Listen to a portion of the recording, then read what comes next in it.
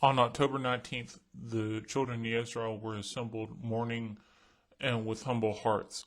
The sons of Israel confessed their sins and those of their fathers. For 3 hours they read most likely Devarim, and the next 3 hours were spent in prayer and worship.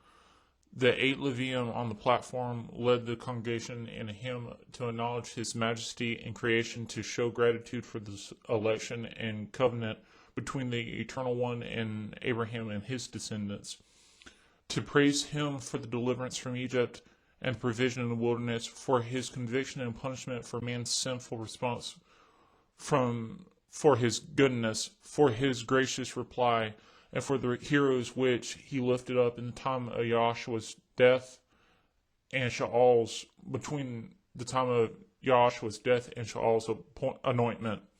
Furthermore, they recount the monarchical period and how the Nevi'im were persecuted and became martyrs.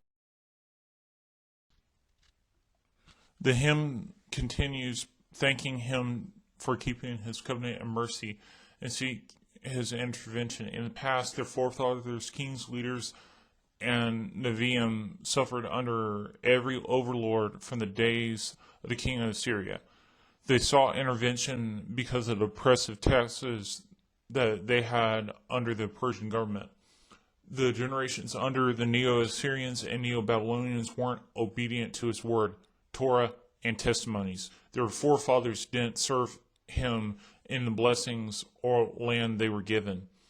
They, though, the generations standing before Nechemyah and these 8 Levium, made themselves servants of the Eternal.